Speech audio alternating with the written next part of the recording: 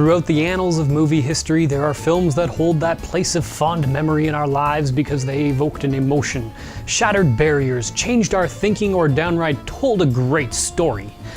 And then there are films that evoke no emotion, mildly entertain, and ultimately don't tell a story at all.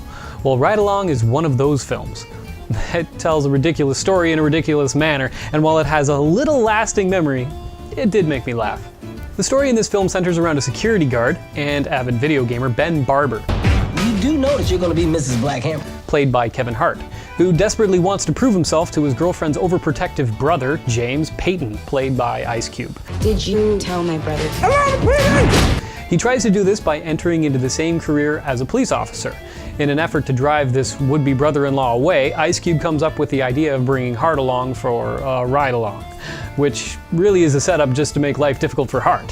While the story has its funny moments, a great deal of the humor is based off of the incredibly annoying character that Kevin Hart plays.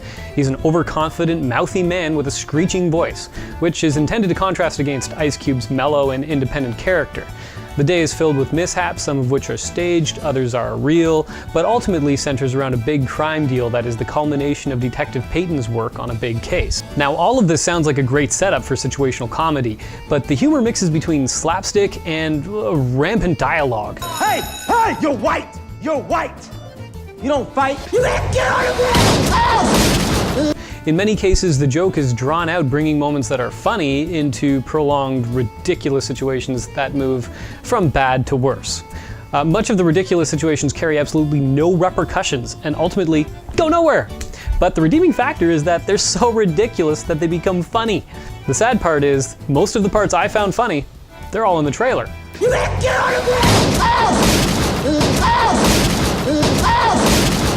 From a technical perspective, I would give this film only 2.5 out of 5 flying monkeys. It's a funny film, it doesn't take itself seriously, and it makes no attempt to make a lasting impact on the viewer. For those looking for a family film, you should know that this is a crime movie. Several people are shot, at times executed, and several people are punched, kneed in the groin, and even body slammed through a table.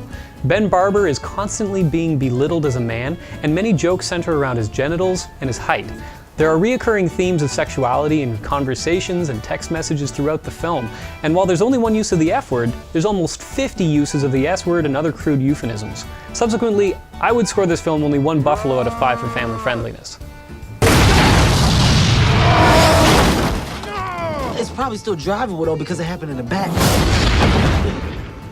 You can't drive it now. Thanks for watching Always a Critic. You can see the trailer for Ride Along in the description below, and be sure to subscribe for upcoming reviews on movies, books, entertainment, and films you can see today.